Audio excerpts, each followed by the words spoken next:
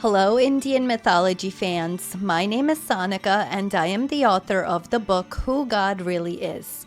Today, I bring you a story of the deception of the divine feminine in Hinduism, which actually reminds me of the deception of Eve from the story of Adam and Eve in the Hebrew or Christian Bible.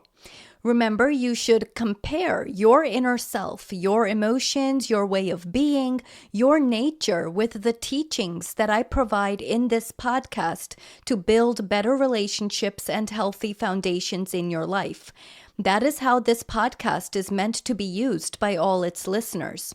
And as always, I advocate the evangelization or worship of God because it requires the rigor from us that is simply missing from other popular self-help routes like talking to a therapist, a friend, or getting tarot readings and Reiki healing. So only the worship of God demands of us that kind of rigor that we need to express in order to overcome our emotional and mental health issues. Now, Hinduism is sometimes called a complicated religion. It's why I wrote the book Who God Really Is, a book in which the principles of Hinduism are best understood and God is explained through a modern rational lens. Do grab your copy on Amazon today. Let me tell you the story of goddess Sita's abduction now. It all began deep in the forest of Panchavati, where Lord Rama, his wife or consort goddess Sita, and his younger brother Lakshmana were living in exile. The forest was wild but peaceful, and they had built a modest hut, enjoying the simple spiritual life. For a while, things were calm, but trouble was on the horizon, and it was wrapped in gold. One day, as Sita was outside the hut, she saw something that took her breath away. A deer, shimmering like molten gold, with silver spots and sparkling antlers. It was the most mesmerizing creature she had ever seen. It is as if she saw a unicorn, or at least that's how we would feel if we saw an actual unicorn today. We would be mesmerized by it. Now, goddess Sita saw the animal dancing and gliding through the trees with almost magical grace. She called out to Lord Rama and said, "Look, what a wondrous creature! I have never seen anything so beautiful. Please bring it for me. I would love to have it as a pet."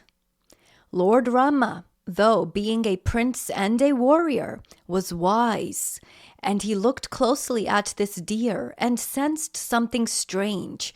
It looked too magical to be real.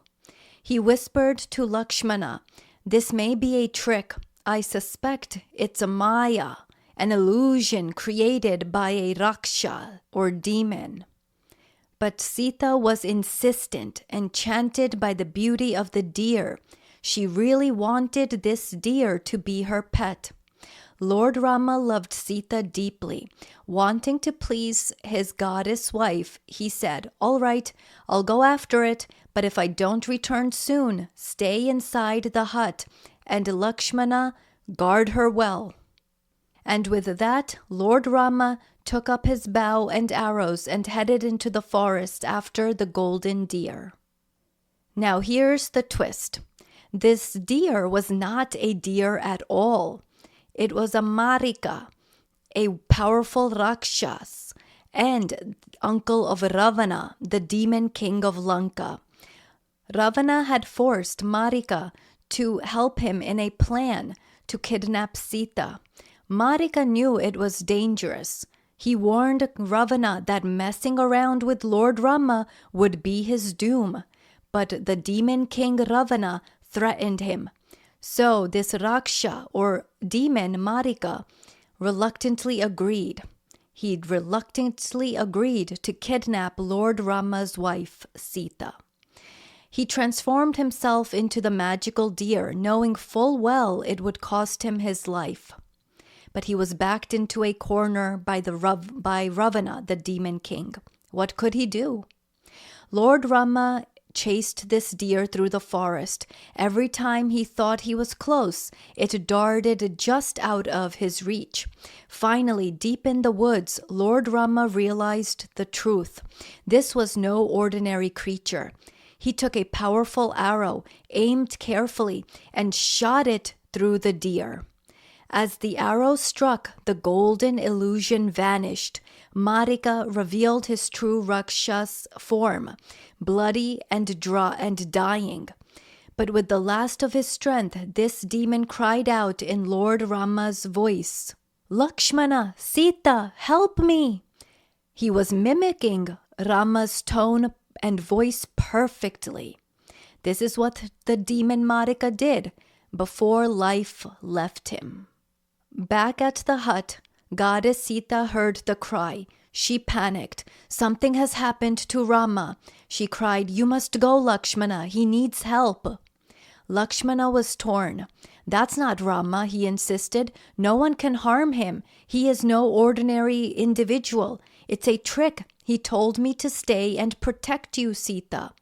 But Goddess Sita grew frantic and accused him of having selfish motives. She even hinted that he was happy that Rama might be gone. Deeply hurt but obedient, Lakshmana drew a line on the ground, a magical Lakshmana Rekha. He warned Goddess Sita, "Do not cross this line. It will protect you from all evil." Then he rushed into the forest to find Lord Rama. This setup was exactly what the demon king Ravana was waiting for. Disguised as a humble sadhu or a wandering ascetic, he approached the hut, begging for alms. Sita, bound by hospitality, came outside with food. When she saw the sadhu, she offered him fruit. But from inside, the Lakshmana Rekha, or the boundary that Lakshmana had set up before he went to find Lord Rama in the forest. Ravana, sly and manipulative, began taunting her. "Oh, princess," he said, "do you not know the rules of dharma? Will you not even step out to serve a guest? Again, do you not know the rules of dharma or righteousness? How is this proper conduct?" Reluctantly, and thinking he was just a harmless sage, Goddess Sita stepped outside of the protective line. In that moment, Ravana, the demon king, dropped the disguise of a sadhu. His true form emerged, terrifying, majestic, covered in royal ornaments and dark power surrounding him. Before Goddess Sita could scream, he grabbed her and lifted her into his flying chariot, the Pushpaka Vimana, and took off toward Lanka. If you are enjoying this podcast, please leave a rating or review. I will really appreciate it. As Ravana soared through the sky with the crying Sita, the great eagle Jatayu, a noble bird and friend of Rama's father Dasharatha, saw the abduction. Shocked and enraged, Jatayu flew straight at Ravana, flapping his mighty wings and attacking with beak and talon. He fought fearlessly, tearing at Ravana's armor and breaking his chariot's yoke, but Ravana was too powerful. With one deadly stroke of his sword, Ravana, the demon king, severed Jatayu's wings, and the old bird fell to the forest floor, bleeding and broken. Meanwhile, Lord Rama had slain the false deer and returned, only to find the hut empty. He sensed danger immediately.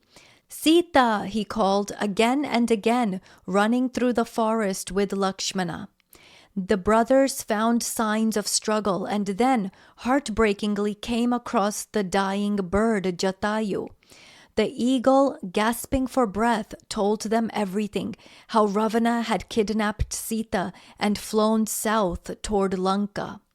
With tears in their eyes and fury in their hearts, Rama and Lakshmana performed Jatayu's last rites and vowed to find and rescue Goddess Sita, no matter what it took.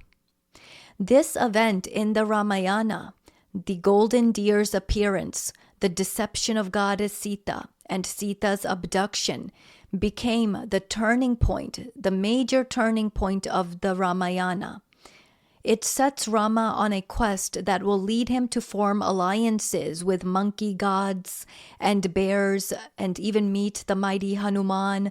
It will lead him to build a bridge across the ocean and wage a colossal war against the demon king Ravana to bring back the divine feminine or goddess Sita. And all of this began with a deer, one not born of nature, but conjured from illusion, designed to lure a princess into danger. This story from the Ramayana isn't just a mythological tale. It beautifully mirrors how the mindset programs we carry can shape and sometimes sabotage our personal relationships. Like Sita, we often become captivated by things that seem beautiful, technological, shiny, promising, or almost magical. I mean, technology in a lot of ways is magic in our modern world. It can even be that we become captivated by ideas of perfect love, success, images of success on social media, and even what ideas of safety are.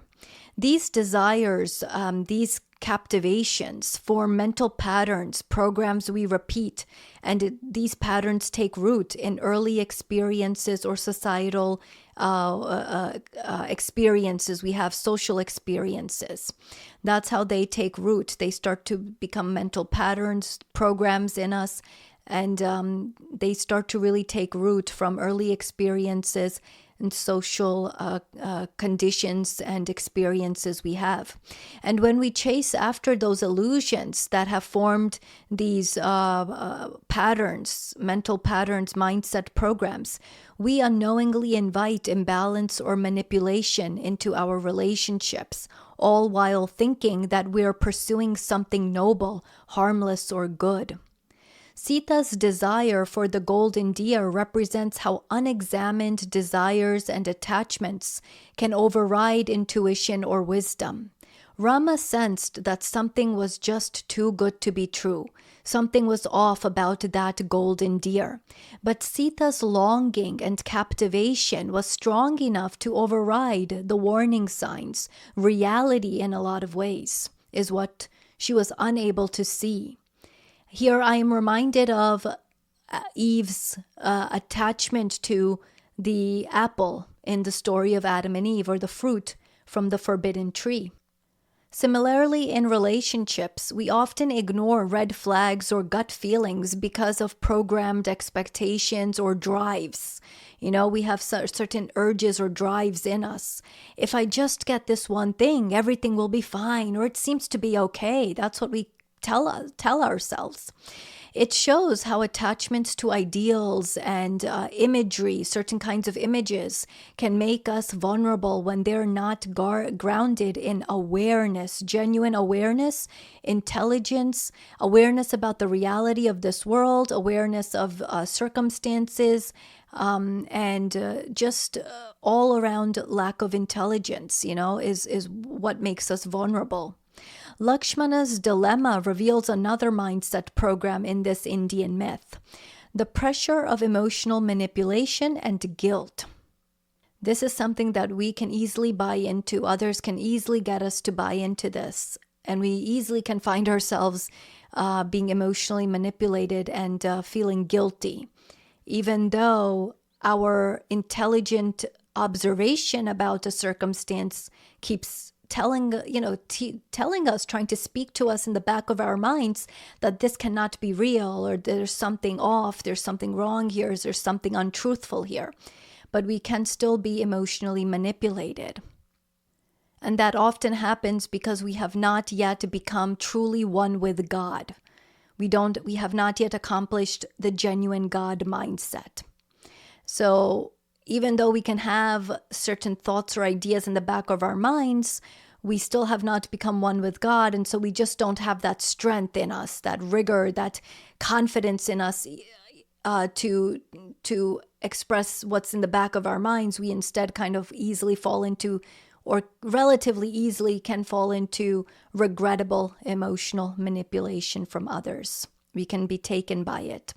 Sita, in her panic and fear, accuses Lakshmana of betrayal, of even being maybe even jealous of his brother Rama.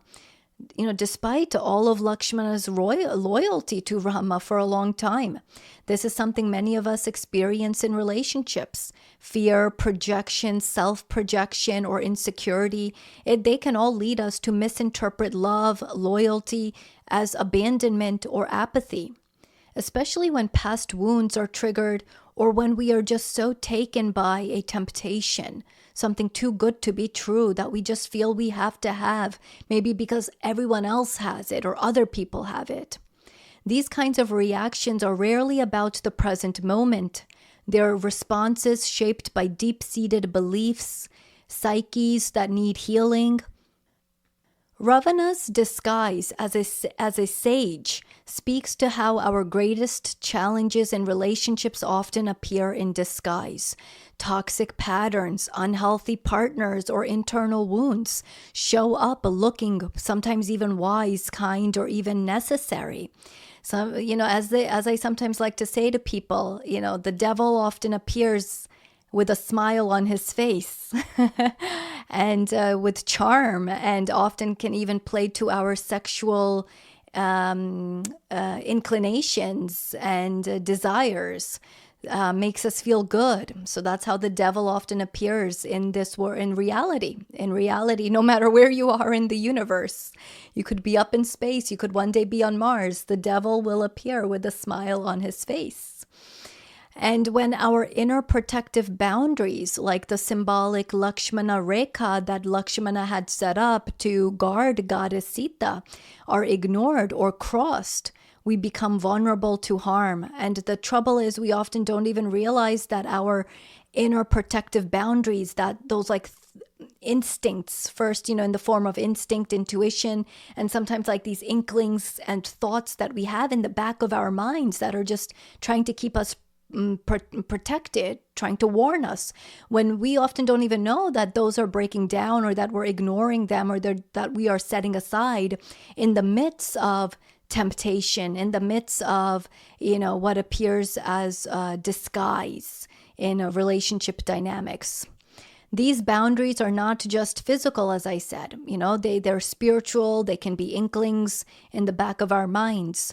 And they are rooted in values and self-awareness, but we can ignore values and self-awareness when we just are not yet strong enough in unison with God. Only our evangelization and active worship of God, whether it's through, let's say praying the rosary or doing mantra meditations, mandala meditations, evangelizing, speaking God's name as I teach you in my book, Who God Really Is, only that activity can make us strong enough to not buy into temptations easily. That's when our minds are that is really when we can overcome, the devil who comes with a smile on his face consistently in our lives, who pops up consistently in our lives, because that's just how it is on earth. There are many, quote unquote, it's demons, symbolic demons that we come across, and they come with a smile on their face. And sometimes they don't even know what aspect about themselves is demon-like or chaotic or harmful and self-harm. Many times individuals don't even know that they are toxic.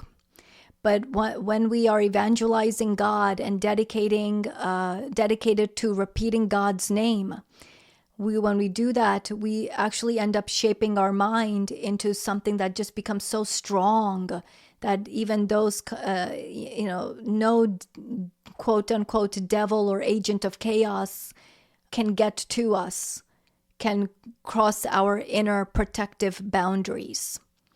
Ultimately, the whole episode is a cautionary tale about the consequences of unconscious programming. Just like a goddess Sita, we may unknowingly set off a chain of events that destabilizes our relationships by chasing illusions, suppressing intuition, or compromising boundaries. But the story, this Hindu story also leaves room for redemption. Lord Rama's quest in the Ramayana to restore balance reminds us that healing is possible. When we become conscious of these programs, when we question them, understand them, and rewire them, we begin a journey back to inner wholeness. And from there, healthier connections can grow. Again, if you are enjoying this podcast, please leave a rating or review. I really appreciate it. Now, here are practical steps for identifying and shifting some of these mindset patterns for the better in yourself. Shifting mindset patterns begins with awareness, but it doesn't stop there. It really takes intentional rewiring. This rewiring is most successfully accomplished through the evangelization of God, through the repetition of God's name, through practicing mantra meditation or praying the rosary, repeating God's name consistently, focusing on an image of God as you're doing so. Here are some other steps that you can do because self-study is necessary in conjunction with the worship of God. So I'm going to mention some other steps that you should also be undertaking to heal yourself of some of these toxic mindset programs based in illusion and soul corruption. And I mentioned this also in my book, Who God Really Is, that if you are going to worship God, you should also self-study at the same time, engage in a study of yourself at the same time. Start by noticing what consistently triggers you in relationships. Jealousy, fear of abandonment, needing validation, over-giving, over-receiving, overtaking, not showing interest in others in a very meaningful way. These aren't just emotional reactions. They point to deeper programs formed from past experiences. For example, if you panic when someone pulls away, it may reflect an old fear of being rejected or not being enough. Keep a quote-unquote trigger journal where you write down what happened, how you felt, and what the belief underneath might be. And you don't even need to ask, what does this remind me of from earlier in life, or what story am I telling myself right now because of this trigger? All you have to do is, once you recognize this trigger in yourself, ask God to heal you from it, to really help you master it. And that is done by then repeating God's name, focusing on God's image as you do so, and asking one time. All it takes is one time is, God, help me master this trigger. And it will be accomplished because you are undertaking the most rigorous self-help route, most demanding self-help route, which is the most rewarding, therefore, as well. The worship of God, the repetition of God's name. It's very different from just, going to a therapist and talking to a therapist all about your problems. Well, there's not like that kind of rigor in that. I do value, it's good to go to a therapist, but you should also think about and focus on and make space for and time for in your life for the worship of God, the repetition of God's name, concentration of God, and also understanding God. Try to understand the truth of God, which you can do by reading my book, Who God Really Is. Now, like the golden deer, many mindset programs are based on false ideals. For example, the belief that someone else can complete you, or that love should always feel magical. These are attractive illusions, but they can blind us to what's real in this world. Once you identify a pattern or belief, question its origin and usefulness.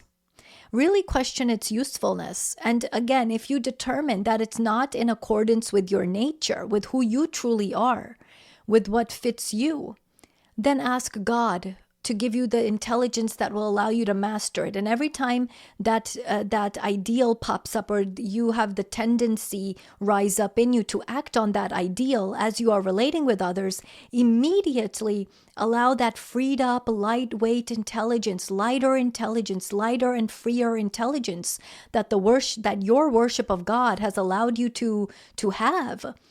allow that intelligence to be a master over that tendency, so you can tame that tendency.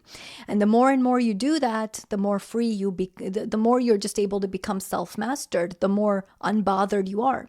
So again, in society, we don't always have to keep asking why. We just need to say, okay, we need to be able to make the right judgment about what in our natures will not allow us to have the best, most optimal relationships in our lives, right?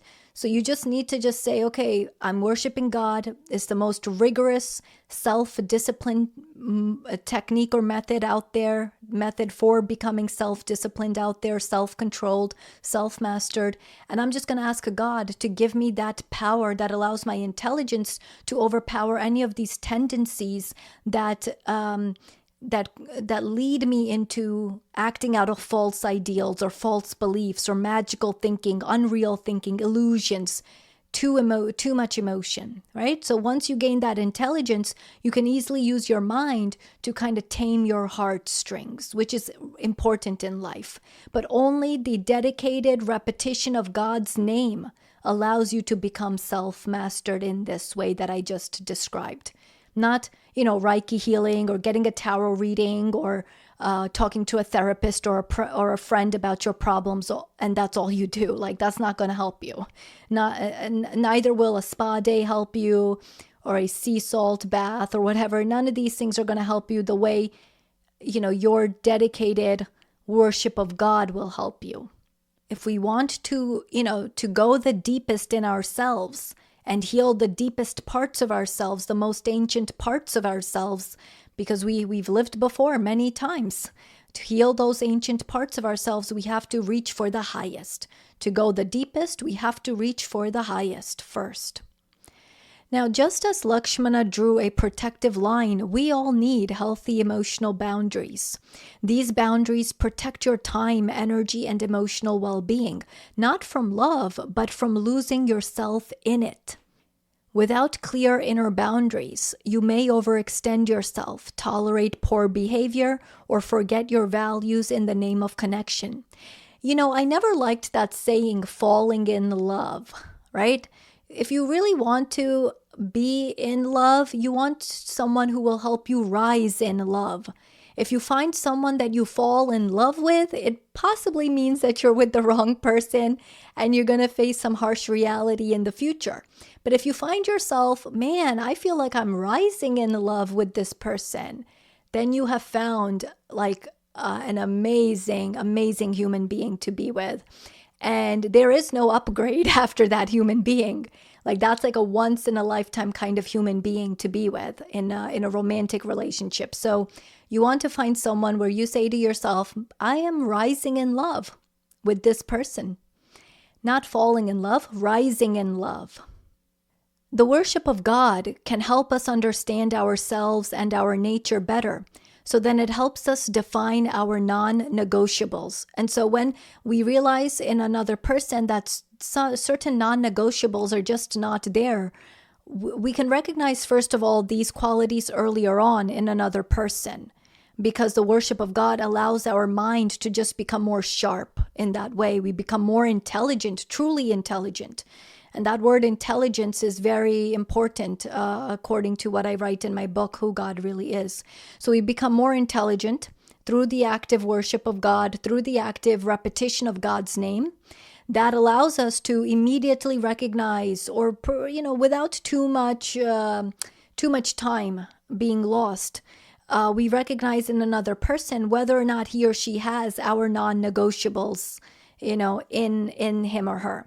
And then we can realize whether or not we want to spend time and energy and extend ourselves, in a relationship with this person or not. So it helps us because time is the most precious, commodity, I guess, in reality. There's nothing more precious than time.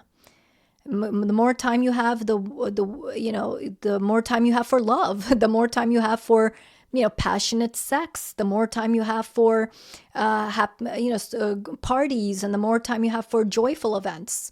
The more time you have, the more time you have for happiness. But the less time you have, well, you have other things in life that you also have to try to fit in with happiness in that range. Now, your mindset, again, isn't changed just by understanding it. It's changed by doing things differently and repeatedly. Like, for example, repeating God's name. Choose the different route. Not many people, especially Gen Z and millennials, are worshiping God as actively as they need to or should. They're chasing tarot readings and Reiki healing and crystal healing and talking to a therapist, going to therapy, but they're not fully healed. And they choose to remain blind to that fact. But you, as a listener, can choose a different route. So choose to repeat God's name. Try mantra meditation. Focus on an image of God, Shiva, Durga. Repeat God's name. And you don't have to do this for a long time every day. Just a short amount of time devoted to the dedication of God makes a big difference as long as you are consistent with it.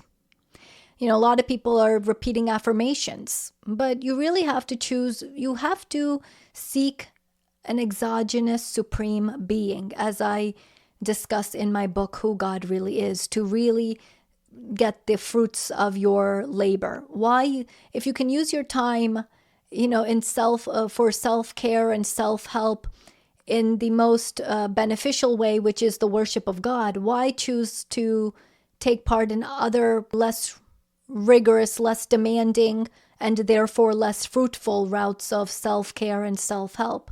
You want to use your time wisely, even in the mode of self-care and self-help.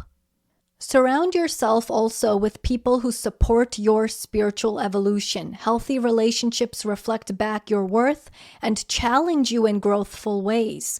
If somebody is not willing to be challenged, you have to take care of yourself and move forward. That person will find their own peace, their own way, in their own time at some point. But you have to grow yourself and keep going forward in your life. If that person wants to value you and wants to be challenged by you and wants to grow and realize and finally realizes your value, he or she will come back to you. He or she will connect with you. He or she might even chase after you. But if that's not what happens, you'll be okay, as long as you are focusing on your own growth and your own kind of saving yourself. Okay, we cannot save anyone else if they don't want to be saved, or if they are just stubborn or belligerent or arrogant or just inflexible, if they just want to be rebels, right, all the time. You have to focus on your own growth and keep going forward and grow yourself, because there are other people in this world who are more aligned with you than maybe that person who just does not want to be challenged or is just too emotionally sensitive or too much of a rebel toward wisdom, genuine wisdom. Share your self-awareness journey with close ones who value you, and seek out connections rooted in truth, not suffering, not grievance, not people who say that they want to keep grieving rather than healing, right? You want to seek connections rooted in truth, and the truth is goodness. Truth is not chaotic and evil and grieving all the time. These steps are the beginning of a new story for you. These steps that I just mentioned are the beginnings of a new story for you. They are the foundations of a new story in your life if you are seeking one for yourself. One where you're no longer pulled by illusion or fear, but you're led by God intelligence. Okay? The God mindset. If you have found it somewhat difficult to understand God well through the often complex Hindu stories, then do read my book, Who God Really Is, on Amazon. It is a book in which the principles of Hinduism are best understood and God is explained through a modern rational lens. Thank you for listening, and I'll speak with you in the next episode.